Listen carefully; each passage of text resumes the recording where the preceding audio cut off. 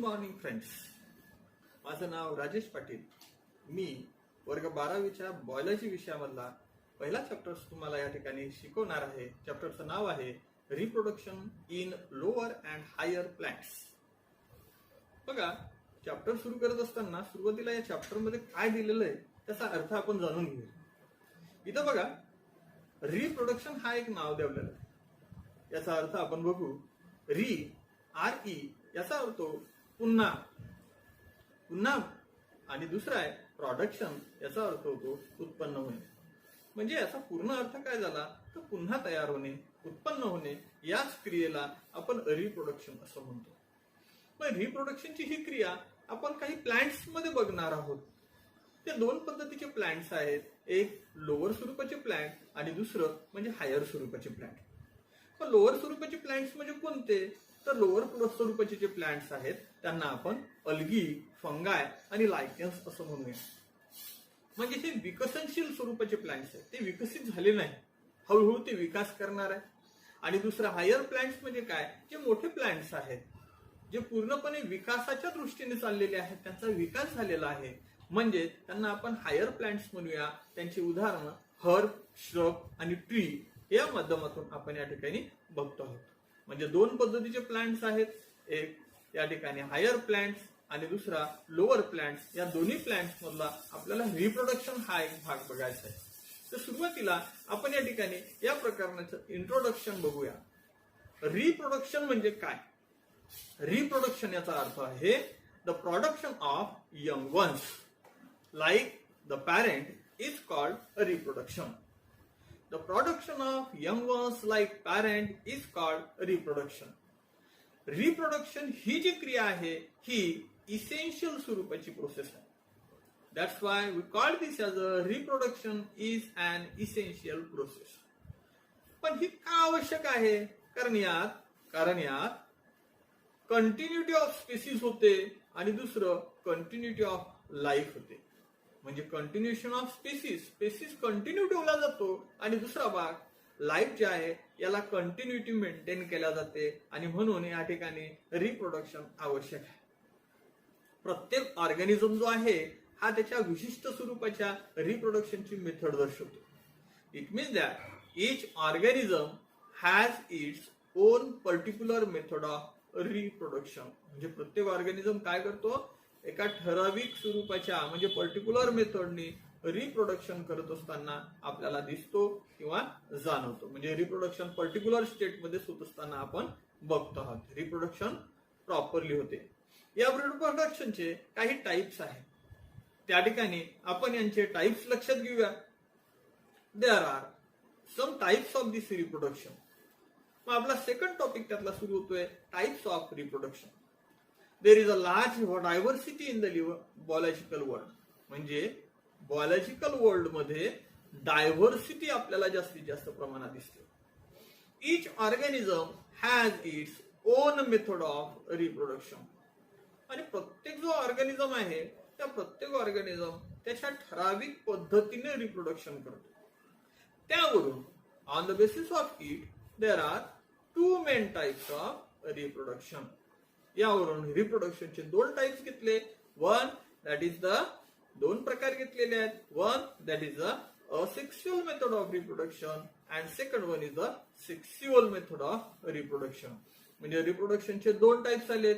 एक asexual method, दुसरा sexual method. म्हणजे रिप्रोडक्शनचे आपल्याला दोन प्रकार बघायचे आहेत. त्यातला आपण सुरुवात करणार आहोत असेक्सुअल मेथड ऑफ रिप्रोडक्शन. म्हणजे पहिला टॉपिक आहे आपला आता तो म्हणजे असेक्सुअल मेथड ऑफ रिप्रोडक्शन. म्हणजे रिप्रोडक्शनची असेक्सुअल मेथड आपण या ठिकाणी डिस्कस करणार. The reproduction does not involve fusion of two compatible gametes or sex sale.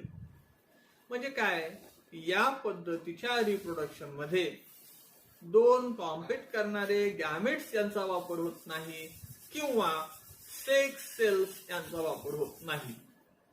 The reproduction does not involve fusion of two compatible gametes or sex cell.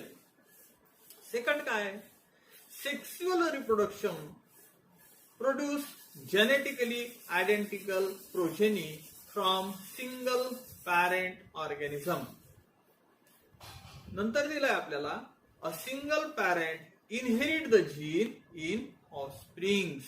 म्हणजे एकच parent जो आहे तो जीन्स जे आहेत इनहेरिट करत असतो ऑफस्प्रिंग मध्ये. याच्यात एक व्याख्या आहे त्याला क्लोन्स म्हणूया.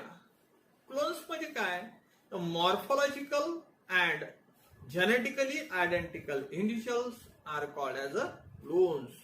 म्हणजे जे ऑर्गॅनिझम किंवा जे इंडिव्हिज्युअल्स त्यांच्या मॉर्फॉलॉजीच्या दृष्टीने म्हणजे बाह्य स्वरूपाने आणि त्यांच्या जीन्सच्या माध्यमातून जर सारखे असतील तर त्यांना आपण क्लोन्स म्हणतो. Morphological and genetically identical individual is generally called as clones. त्याला आपण क्लोन्स या नावाने प्रामुख्याने ओळखतो. ठीक आहे. तर असेक्सुअल रिप्रोडक्शन आपण सुरू केलाय. असेक्सुअल रिप्रोडक्शन मध्ये त्याचा सुरुवातीचा पहिला भाग इंट्रोडक्शन या ठिकाणी आपण बघितला. Asexual reproduction, asexual type of this reproduction takes place by following different ways. त्याच्यात वेगवेगळ्या माध्यमातून असेक्सुअल रिप्रोडक्शन घडते. Just like the fragmentation, budding and the spore formation. Fragmentation, budding and spore formation यांच्या माध्यमातून असेक्सुअल रिप्रोडक्शन घडत असताना आपल्याला दिसते. मग सुरुवात करूया. The meaning of this fragmentation. म्हणजे फ्रॅगमेंटेशन म्हणजे काय. आता फ्रॅगमेंटेशन म्हणजे बघा काय तर it takes place in unicellular organism. Sorry, it takes place in multicellular organism. Multicellular स्वरूपाच्या ऑर्गॅनिझम मध्ये फ्रॅगमेंट्स घडतात. फ्रॅगमेंट्स म्हणजे काय तर तुकडे पडतात. ऑर्गॅनिझमचे तुकडे पडणे हे आपण त्यात बघणार आहोत. Okay. It mean that the body breaks into the fragment. म्हणजे त्याचं जे शरीर आहे याच्यात कुठेतरी तुकडे तुकडे तयार झालेले आपल्याला दिसतील. And each fragment grow into new individual. म्हणजे तुकडे तिच्यात तयार झाले त्यापासून काय होईल तर नवीन स्वरूपाचा ऑर्गॅनिझम तयार होत असताना आपल्याला दिसेल. म्हणजे एक अखंड स्वरूपाची काडी आहे समजा, त्याला तुकडे आपण केले तर छोट्या छोट्या तुकड्यांपासून नवीन नवीन झाडं तयार होणे. अशाच पद्धतीचं हे एक एक्झाम्पल आपण फ्रॅगमेंटेशन मध्ये बघतो. एक्झाम्पल बघतोय आपण स्पायरोगायरा. एक एक्झाम्पल आपण त्याचं देतोय स्पायरोगायरा. स्पायरोगायरामध्ये फ्रॅगमेंटेशन ही प्रोसेस घडत असताना आपण या ठिकाणी बघतो. बघा इथं फ्रॅगमेंटेशन स्पायरोगायरा मधलं आपल्याला दिसते. आता या प्रोसेसमध्ये काय दर्शवलं तर हा पूर्ण स्वरूपाचा एक काय आहे तर स्पायरोगायरा आहे. पूर्ण स्वरूपाचा आहे स्पायरोगायरा आहे. आता याच्यात काय दाखवलं तर हा पहिला भाग, हा दुसरा भाग आणि तिसरा भाग याचे तुकडे तयार झाले, फ्रॅगमेंट्स तयार झाले. आता या फ्रॅगमेंट्स काय करू लागला, पहिल्या फ्रॅगमेंट पासून नवीन ऑर्गॅनिझम तयार केला. ठीक आहे. पहिल्या पार्ट पासून नवीन तयार झाला, दुसऱ्यापासून सुद्धा नवीन तयार होतोय आणि तिसऱ्यापासून सुद्धा या ठिकाणी हा नवीन तयार होऊ लागला. बरोबर आहे. म्हणजे काय सांगितलं आपण फ्रॅगमेंटेशन मध्ये, काय सांगितलं की नवीन स्वरूपाचा ऑर्गॅनिझम प्रत्येक पार्ट पासून तयार झालेला आपल्याला दिसतो. ठीक आहे. पहिला part fragmentation. Now the second part that is the budding. आता बडिंग म्हणजे काय तर तिच्यात बड तयार होतो. बड म्हणजे एखादा आउटग्रोथ तयार होतो. ठीक आहे. It is a most common in unicellular organism. म्हणजे कोणात आहे युनिसेल्युलर ऑर्गॅनिझम मध्ये हे आपल्याला दिसते. It takes place during favourable condition. म्हणजे योग्य स्वरूपाचं वातावरण असलं तर तेव्हाच ही क्रिया घडते. ठीक आहे. The parent cell produces one or more outgrowth called as the bud. म्हणजे यात काय सांगितलं आपण, असं एखादं पॅरेंट सेल आहे, या पॅरेंट सेलवर एखादा आउटग्रोथ तयार होतो. ठीक आहे. हा तयार झालेला हा जो काय आउटग्रोथ आहे we call this as the bud. यालाच आपण काय म्हटलंय बड. These birds separate and develops into new individual. आता हे जे बर्ड्स असतात सेपरेट होतात आणि त्यांच्यापासून नवीन स्वरूपाचा इंडिव्हिज्युअल तयार झालेला आपल्याला दिसतो. Example is east. जसं एक्झाम्पल काय तर ईस्ट आपल्याला याचं एक्झाम्पल पाहायला मिळते की ईस्ट मध्येच ही सगळी क्रिया घडत असताना आपण या ठिकाणी सांगतोय. ठीक आहे. याला आपण नाव दिलं बडिंग. एक्झाम्पल बघतोय आपण ईस्ट मध्ये. हा एक बघा इथे काय दाखवलं आपल्याला, हा मदर पार्ट आहे, मदर सेल आहे. याच्यामध्ये छोटे छोटे जे तयार झालेले आहेत हे आउटग्रोथ तयार झाले, बर्ड्स तयार झाले, याची चेन दाखवलेली आहे, साखळी दाखवलेली आहे की नाही. मग अशा पद्धतीने या ठिकाणी आपण डिस्कस करतोय, इथे शिकतो आहोत सेकंड स्वरूपाची process that is called as a budding. हे बघतोय आपण ईस्ट स्वरूपाच्या ऑर्गॅनिझम मध्ये. आता तिसरी क्रिया जी आहे, या तिसऱ्या क्रियेला नाव आहे स्पोर फॉर्मेशन. तिसरी कुठली आली? Spore formation. ठीक आहे. Algae produces flagellated motile spore called as zoospore. आता अल्गल प्लांट जे आहेत, या अल्गल प्लांट मध्ये काय होता, तर त्या ठिकाणी समजा अशा पद्धतीचा एखादा ऑर्गॅनिझम काढतोय आणि त्याला हे अशा मूछ काढतोय आपण, है ना.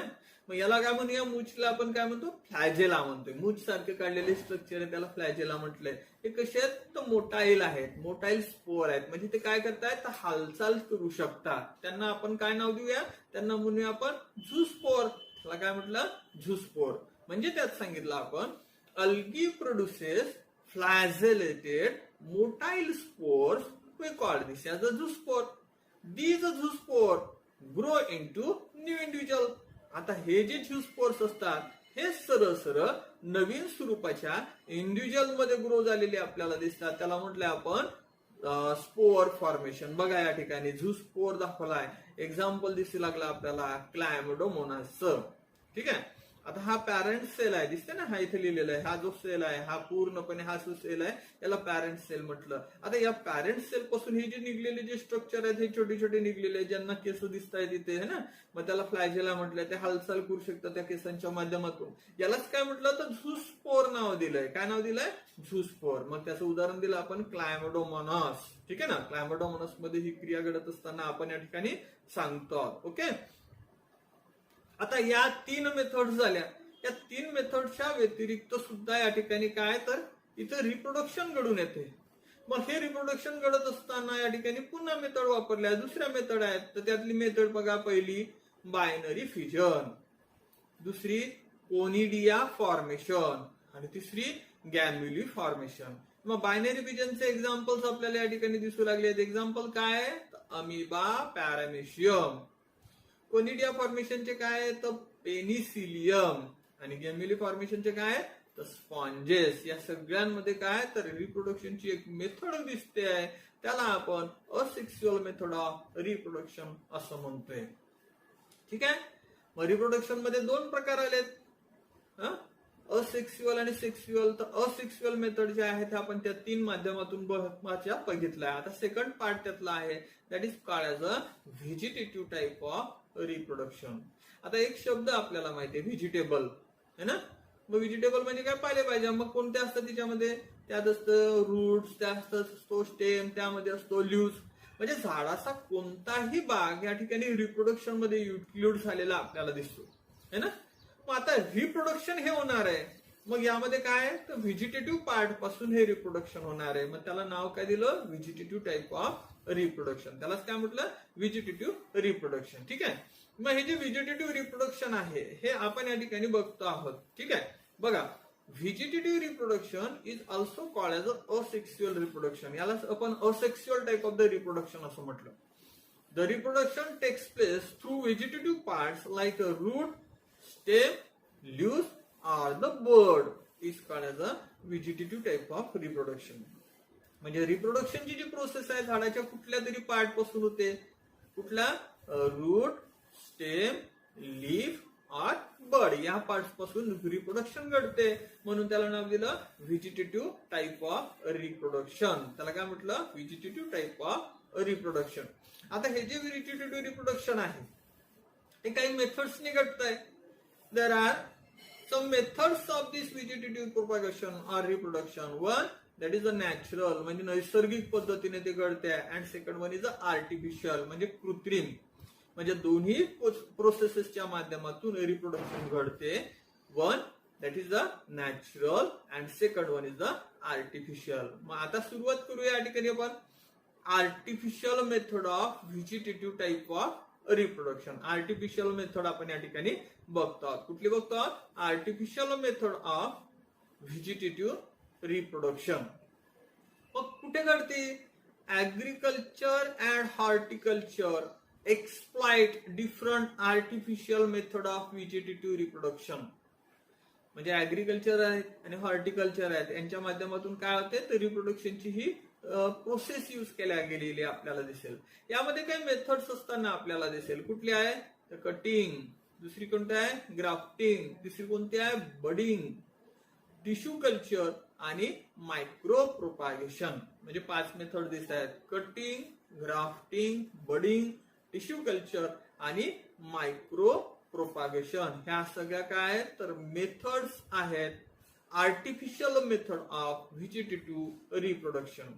मग सुरुवात करूया. पहिली step that is name as the cutting.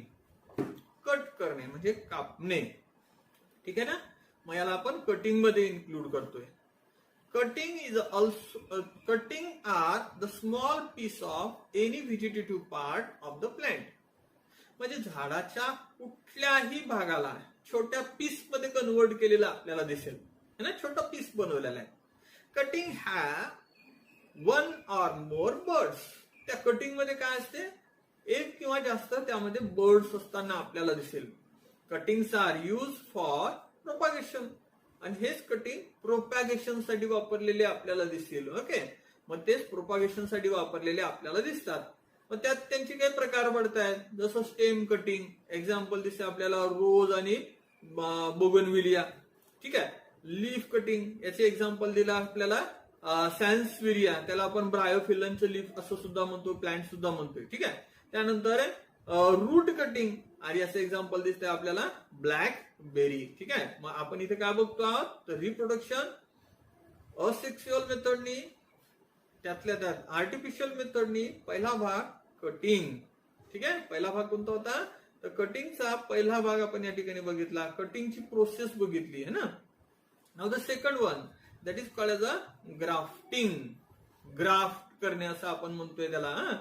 मग त्या ग्राफ्टिंगला आपण बघतो. ग्राफ्टिंग, ग्राफ्ट करणे म्हणजे काय? जॉईन करणे. मग इथं आपण दिखतो the joining of parts of 2 plants. म्हणजे 2 प्लांटचे 2 भाग आपण जॉईंट करतोय in such a way that they grow as 1 plant.